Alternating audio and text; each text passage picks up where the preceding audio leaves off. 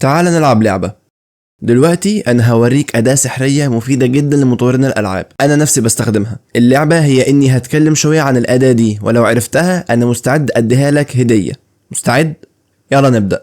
الأداة دي بتختصر عليك وقت طويل جدا في إنشاء لعبتك، فممكن حرفيا توفر عليك أسابيع من البرمجة، حيث إن فيها حاجات كتير جاهزة زي مثلا تحكمات مختلفة للاعب، أنواع كاميرات مختلفة، أدوات الأنيميشن وفيزياء اللعبة وحاجات تانية كتير جدا. وبرضه فيها قابلية كبيرة للتنوع، فكل حاجة فيها قابلة للتغيير. فلو مثلا كان في عربية تلاقيك تقدر تغير سرعتها، قوتها، حجمها، وزنها، وأي حاجة في بالك أنت عايزها. ها، عرفت إيه هي الأداة دي ولا لسه؟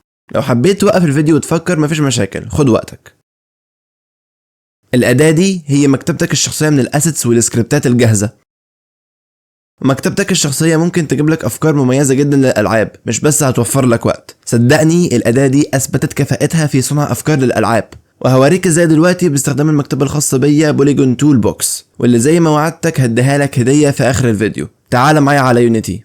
فدلوقتي انا عايز اجيب فكرة لعبة. انا الطريقة اللي هستخدمها اني هستخدم الحاجات اللي معايا ديا في اني اعمل حاجة، يعني هحاول العب بيهم. ممكن دلوقتي احط شخصية في العالم دون، هروح على بوليجون تول بوكس وهحط البريفاب ده. ممتاز، دلوقتي انا بقيت في العالم. محتاجين نحط بقى حاجات زيادة في المكان دون، فبحس ان احنا نلعب بقى شوية. احط بعض المكعبات دلوقتي. فدلوقتي ممكن اضيف بقى الكومبوننت عليهم، ممكن اضيف على المكعب.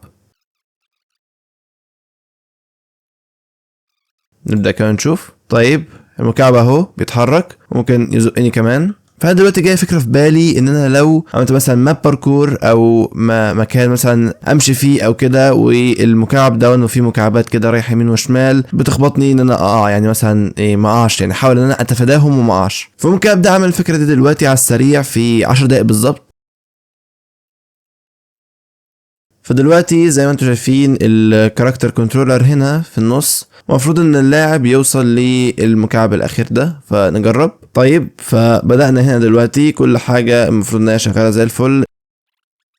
فيعني الفكرة فيه ان انا يعني بالفعل عملت فيرست بيرسون كنترولر مع شوية حاجات بتتحرك. حاجة زي دي ممكن مثلا تكلفني وقت ساعة مثلا قبل ما اعملها، قبل ما اعمل التحكمات واعمل حاجات واقعد اصلح في المشاكل. عملت حاجة زي كده في اقل من 10 دقايق او 10 دقايق بالظبط. فهي دي الفكرة من الموضوع.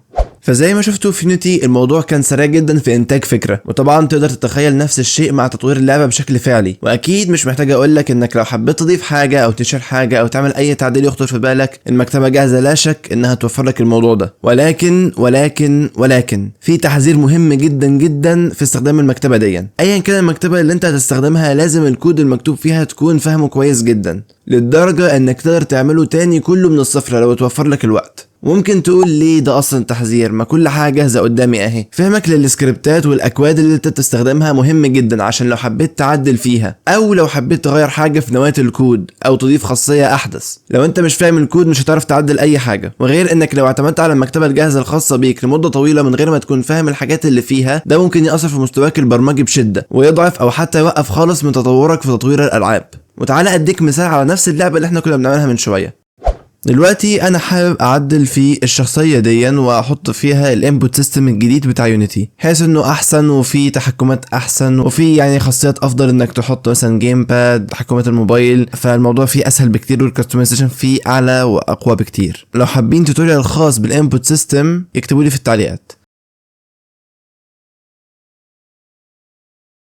طيب انا كده تمام، خلاص حولت من الانبوت مانجر القديم للانبوت سيستم الجديد. دلوقتي انا لو فتحت ولعبت كل حاجه زي ما هي، اقدر اجري، اقدر انط، اقدر اعمل كل حاجه. وكمان لو حبيت اغير اي زرار هروح ببساطه هنا واغيره بالشكل دون، وابقى كده عملت ريفاكتور للكود.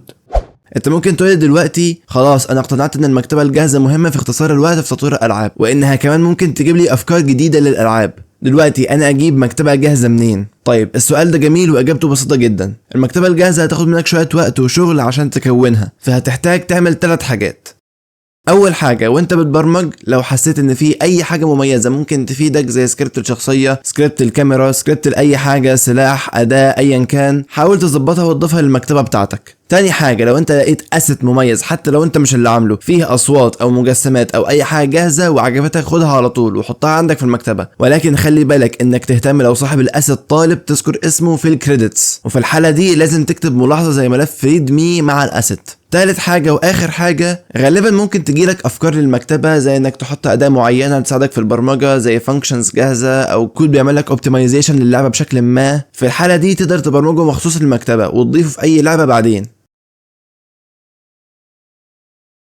طيب ودلوقتي خلصنا وجه الوقت اللي هديك فيه المكتبة الخاصة بيا واللي اسمها بوليجون تول بوكس. دي هتلاقي فيها بعض الادوات الجاهزة ومن ضمنهم حركة اللاعب بالمنظور الاول اللي شفتوها في يونيتي. المكتبة دي بتتطور مع الوقت وان شاء الله ينزل لها تحديثات اول باول. الرابط بتاعها على itch.io، هتلاقوه ان شاء الله في سيرفر الديسكورد، الرابط في الوصف. اشوفكم الفيديو الجاي ان شاء الله، سلام.